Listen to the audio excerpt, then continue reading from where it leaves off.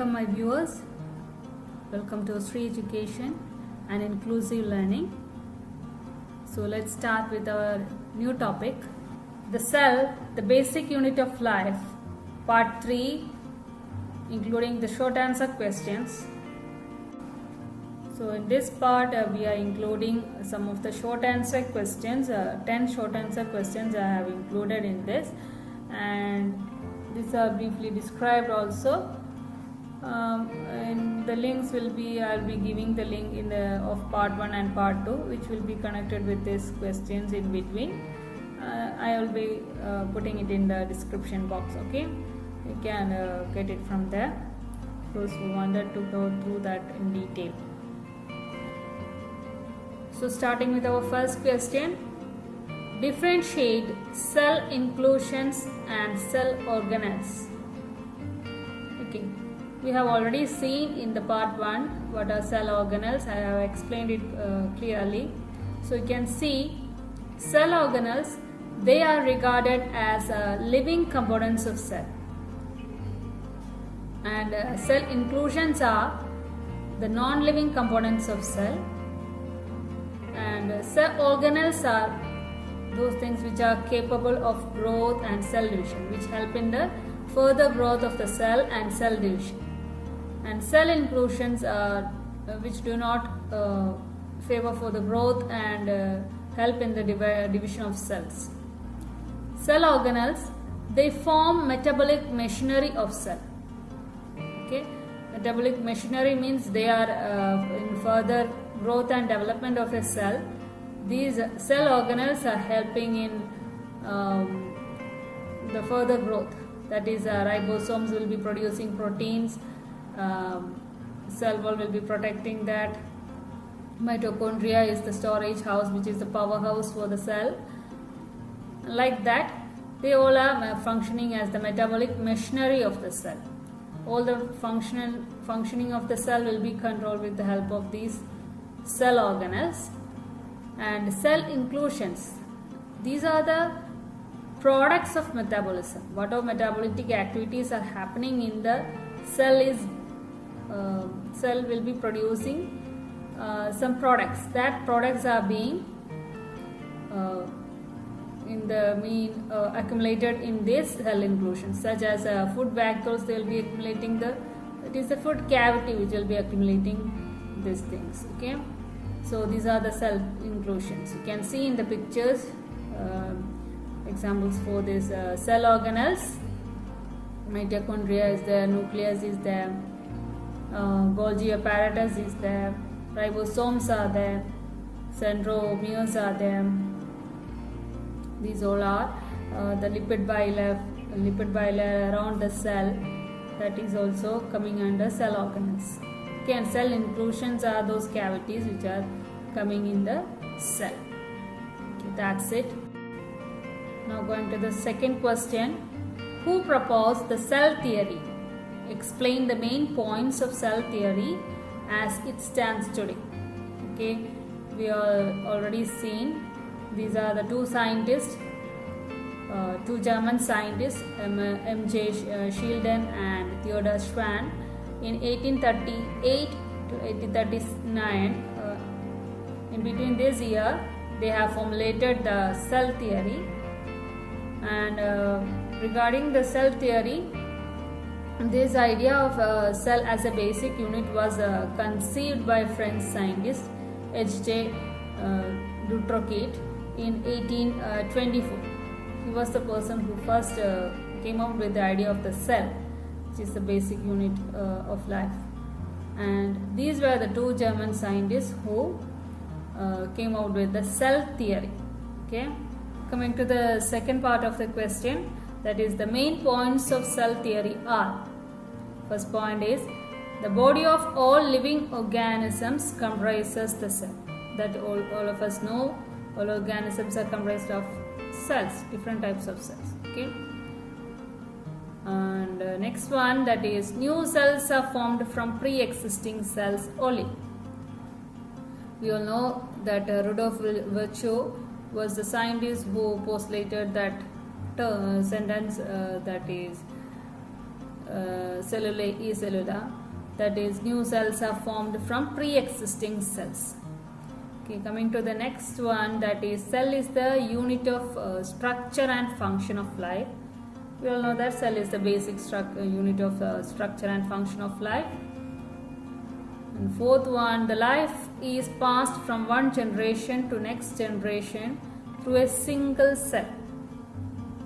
So it's clear from the sentence itself, from one generation to next generation through a single cell, the whole genetic material is, that is life, is being passed from the mother cell to its daughter cells.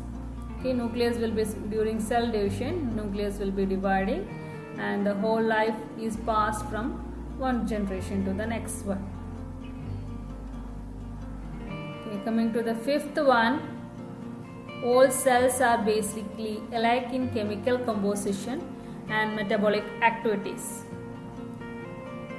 Okay, so what all chemical composition a cell is having, that will, and that all, what all metabolic activities are the cell doing, that whole thing will be passed to the next daughter cell also. It is the clone of the mother cell.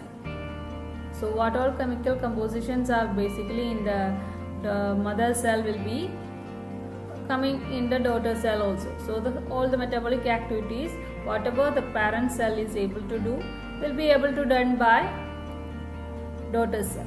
We can expect that. Okay, coming to the next point, all cells contain hereditary information which is passed on to the next generation during cell division. So cell division is the process when mother cell is divided into two daughter cells, and it will be producing the next generation. So whatever the hereditary things are present in the mother cell, that information will be passed on to the next daughter cells through this nucleus, nucleoid. The DNA, which is the genetic material present in the nucleus, will be passed on to the daughter cells. So through that, the next generation will be able to get the hereditary informations during the cell division. Okay, coming to the next point, the function of an organism as a whole is the outcome of all activities and interactions of a constituent cells. Okay, the function of an organism as a whole is the outcome of the activities and interaction of constituent cells. Okay, coming to the next, eighth one, the cells for their survival maintain homeostasis. So homeostasis is the term which is a Greek word for same and steady. Okay, it means same and steady. It refers to any process that the living cell used to actively maintain fairly stable conditions necessary for its survival. Okay, for a cell to maintain its survival, it needs certain factors needed for its survival. So it will be maintaining those factors. With the help of that, it will be regulating the metabolic activities, cell division, and whatever it is related to its functions. Okay, so this stability maintained by the cell is known as homeostasis, and the term was coined in 1930 by the physician Walter Cannon. Okay, coming to the next one, that is genetic information is stored and expressed within the cells. As you all know, a cell is having its nucleus, and the nucleus consists of all genetic information in it, that is the DNA, which is the genetic material which is having all hereditary information stored in it. So that is being stored and is expressed within the cell. The cell will be, the particular cell will be expressing all the hereditary information or the genetic information, whatever it is having in its DNA. Okay, so these are the 9 points, main points of cell theory.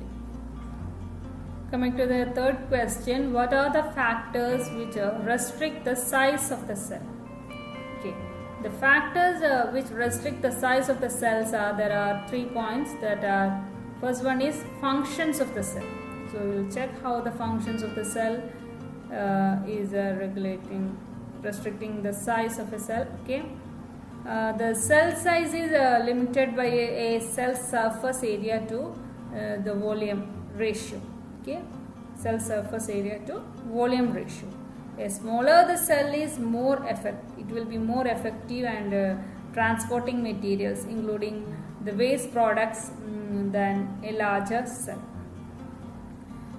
A cell's function is determined in part by its shape. So if it is a smaller cell, it will be more functioning more, okay, effectively than a bigger cell.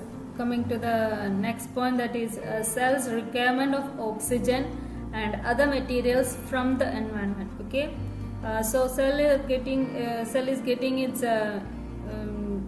requirements for the survival, that is such as oxygen and other food materials from its surrounding itself. So it is depending on its environment, right? So that is through this process such as endocytosis, in which cell absorb molecules by engulfing them. Okay, the plasma membrane creates a small inward deformation, that is, or invagination inside the cell, in which the substance to be transported is captured or engulfed. With the help of that, after engulfing that, it will be slowly absorbed inside the cell. That same it happens in the case of oxygen also. It limits this plasma membrane limits this exchange of materials between the cell and its environment. That is how much surface area the plasma membrane is having. That limits the amount of things which are being absorbed from the environment to the cell. Okay, also in the case of oxygen, that is we can see in the blood cells and all, hemoglobin, the red blood cells will be having in that carries the oxygen throughout our body, that we all know, right? The blood without this oxygen returns back through the vein to the right side of your heart, and from there it is pumped to the lungs, so that you can breathe out this carbon dioxide and breathe in more oxygen. This way the blood is helping in this distribution of this oxygen throughout the body. So cell help in this one, through this plasma membrane, it is helping in the exchange of oxygen and other materials from the environment. So coming to question number 4, assign the specific reasons for the following. Okay, what are the questions given? First one is, a more active cell is generally small sized. Okay, the next one is prokaryotes have simpler cellular organization than eukaryotes. So coming to the first one, a more active cell is generally small sized. As we have seen in the previous question, that cell size, it will be regulated according to the factors. Okay, as the cell size decreases, there is more surface area to that volume ratio will be more, which increases the exchanging power of cell, and all the metabolic rate will be increased when a cell is having a decreased size. Okay, coming to the next question, that is, prokaryotes have similar cellular organization than eukaryotes. The reason behind that is the prokaryotes have the nucleoid that is which is formed of single circular and double-stranded DNA, which we have explained clearly in part 1. And this DNA, which is not associated with the histones as in eukaryotes, and nor surrounded by any nuclear membrane. Okay, in prokaryotes, this single circular DNA, circular double-stranded DNA will be having direct contact with the cytoplasm. But in eukaryotes it is having a nuclear membrane or nuclear membrane which is covering this DNA, linear DNA inside that. And in the nucleus it will be having nucleolus where this DNA is situated in for the eukaryotic cells. And also they won't be surrounded by there won't be a surrounding nuclear membrane will be there for these eukaryotes, but prokaryotes are not having this nuclear membrane. These also lack most of the cell organelles except 70 S type ribosomes, and eukaryotes are having 80 S type of ribosomes that we already discussed in part 1. Okay, if you want you can, I will be giving the link in description, so you can go and check with the part 1. Okay, coming to the fifth question, that is multicellular organisms have better survival chances than their unicellular counterparts. Why? So it is a give reason question. So what is that? Multicellular organisms have better survival chance than their unicellular counterparts. Okay, why it is so? So multicellular organisms, you'll be knowing that there will be many cells around it. Okay, it won't be having a single cell to function and regulate or control all the activities, all the metabolic activities of the cell. It will be it will be having helping hands from the other constituent cells around it. So in a multicellular organism, there is great unique coordination among these constituent cells which help in the growth and development of the particular cell. In these organisms, cells have dual existence, that is individual existence. It will be the cell itself will be helping itself to exist for the survival, and also the community around it, that is the constituent cells which is surrounding it, will be helping as a community to help for the survival of the cell. If it is having any malfunction of the cell is undergoing any type of malfunction, the constituent cells will be helping and maintaining the metabolic activities of the organism. Thus, organism will be able to recover from whatever problem it is having. Okay, that is the reason behind that. Coming to the sixth question, that is by means of a diagram complete the structure of plant cell and animal cell. Okay, you can see both plant cell and animal cell is given. You have to compare the structure of plant cell and animal cell. You have to give the points which are what are the difference in a plant cell and animal cell. You know that both plant cell and animals are eukaryotic type cells, so it will be having similarities like that, but there are also certain differences. There may be slight differences in the structure. So you can see it is labeled that cell membrane is there in a plant cell. You can see a particular nucleus is there. It is surrounded with a nuclear membrane, and also endoplasmic reticulum is there. Golgi bodies are there in the plant cell. More than it is having a outer cell wall, definite cell wall is there. That is the main case in plant cell. Other than that, more or less it is having same things in from the animal cell is having same thing. Mitochondria, you can see there is a definite nucleus which is having a nucleopore inside, which will be containing this genetic material DNA.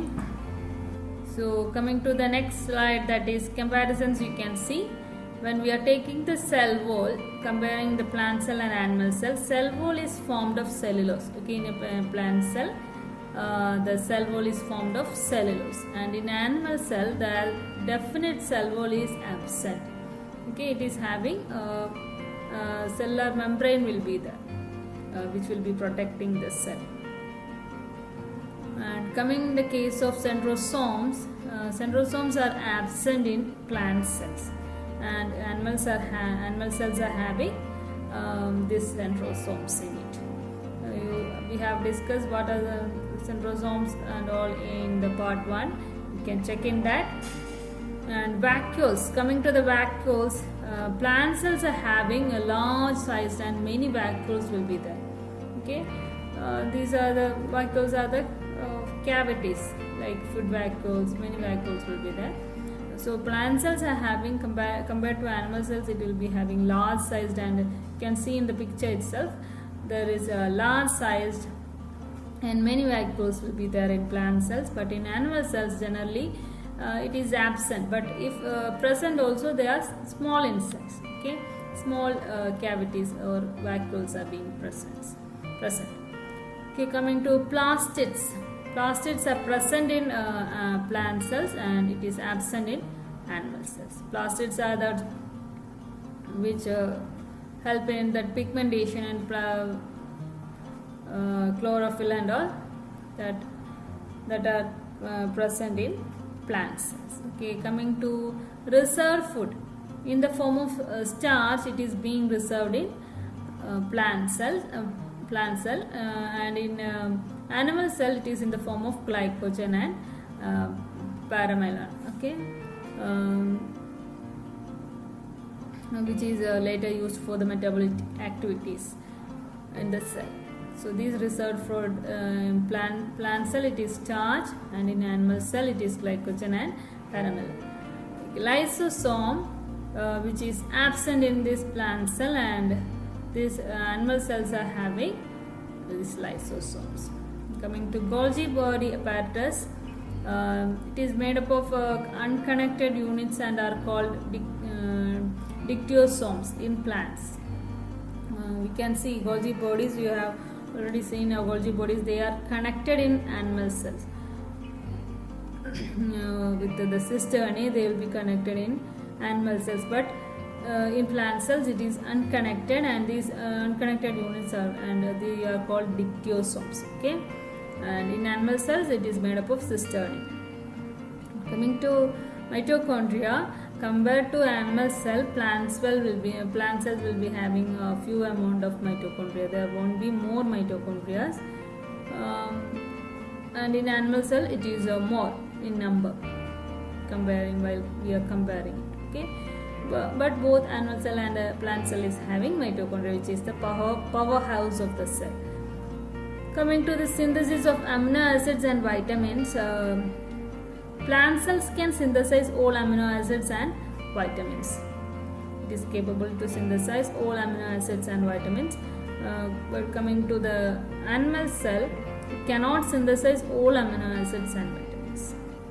Okay, so these are the comparisons being given between plant cells and animal. So coming to the next question, that is, draw a labeled diagram of typical bacterial cell. Okay, as you all know, bacterial cell is prokaryotic cell. It is a single celled organism, and the cells are all mainly of prokaryotic type. This means that they do not have a particular nucleus. Okay, definite nucleus they will be lacking, or any other structures which is surrounded by membrane, that is nuclear membrane. It won't be having a nuclear membrane to surround around the genetic nucleoid, that is this DNA present in it. Okay, and the bacteria also have small closed circles of DNA called plasmids, which is present in their cytoplasm. That is, plasmid DNA will be present in the cytoplasm. Okay, and you can see in the picture itself, it is having an outer capsule which acts as a protein, which is a protein layer, which acts as the protective layer for this organism. And there are membrane bound organelles within the inside the cytoplasm, and with chromosomes composed of a single closed DNA, which is a circular DNA, will be present. They come in many shapes and size, from minute spheres to cylinders, or spiral threads to flagellated rods, and also filamentous chain. They have been seen like that. Okay. This is the structure of bacteria, and this bacterial DNA which is present in the cytoplasm of bacteria, it will be seen freely floating in the cytoplasm of bacterial cell. You can also see there are ribosomes present in the cytoplasm. It is marked in there, and also there is a cell wall. It will be having a cell wall inside this capsule, and there is a plasma membrane, and also this organism will be having flagellum which help in the movement of the cell. Okay, also piles are present on this capsule which help in the absorption. Okay, this is the main structure of a prokaryotic or a bacterial cell. Coming to the 8th question, that is, with the help of a simple sketch show that comparison of eukaryotic cell with other organisms. Okay, so you can see in this diagram a typical eukaryotic cell, it is having size of 10 to 20 microns. Okay, you can see the picture itself, it is the other cells are smaller. Okay, eukaryotic cell is a big cell, and a typical bacterial cell, it is having a size of 1 to 2 microns. And coming to PPLO, that is mycoplasma, which will be about 0.1 microns, and viruses, these are smaller than others, which will be having 0.02 to 0.2 microns. Okay, this is the comparative study of the eukaryotic cell with other organisms. So question number 9, that is, why is plasma membrane called semi-permeable membrane? Okay, plasma membrane, you know that is plasma membrane is the membrane which is covering the it is the layer which is covering the cell and it is protecting the cell. It is both present in plant cell and animal cell. We saw it in the diagram. Okay, this plasma membrane are called semi-permeable membranes. Okay, cell membranes which is it is living and is elastic in nature, and it is called a semi-permeable membrane because it allows only certain substances to pass through it, and at the same time it only allows does not allow the other substances to pass out. Okay, hence it is called a selectively permeable membrane. This selectively permeability which allows only the selected exchange of components between the compartments, and consequently they help to maintain different distribution of molecules in the adjoining compartments also. This is the function of the semi-permeable membrane, and that's why it is called, this plasma membrane is called as semi-permeable. Coming to the 10th question, that is, give a brief account of chemical composition of cell membrane. Okay, so cell membrane, actually what does cell membrane do? Cell membranes are the which serve as a barriers or gatekeepers, okay, of a cell. They are semi-permeable in nature, which means that some molecules can diffuse across this cell membrane, which is having this lipid bilayer, but some of the components cannot go through. It will be selecting which should be taken in or which should not be taken in. Okay, small hydrophobic molecules and gases like oxygen and carbon dioxide cross the membranes rapidly, which have to be taken by the cell or which not have to be taken by the cell. Like the cell can identify and it will be selecting whatever things to be taken in and out. Okay, so we will coming to the point. We can see the cell membrane essentially consists of lipoproteins, that is which are special non-bounded combinations of lipids and proteins. In general, the membranes contain about 58% of protein and about 40% of lipids, and carbohydrates are also present to the extent of 1 to 2%. Okay, this is found in the cell membrane. Okay, coming to the proteins which are present, the membrane contains 3 different types of proteins. They are structural proteins, enzymes are there, and carrier proteins or permeases are there. These are for the metabolic activities of the cell. Okay, coming to lipids, the lipids of the cell membrane are polar lipids which contains hydrophilic heads and hydrophobic tails. The lipids present are phospholipids, sphygmophospholipids, and sphygmomyelin.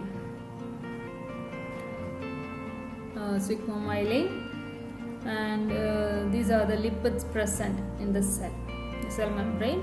And coming to carbohydrates, they are always present on these glycoproteins of glycolipids, that is glycogen which is stored in the cell. Okay, these are the carbohydrates which are being stored. Now coming to glycolipids, that is cerebrosides and gangliosides. These are the glycolipids which are present in the cell membrane.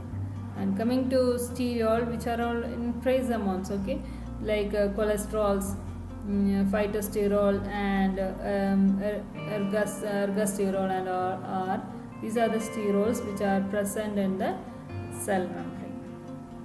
So hope you have got the content thoroughly. So that's all for today. Thank you for watching my video.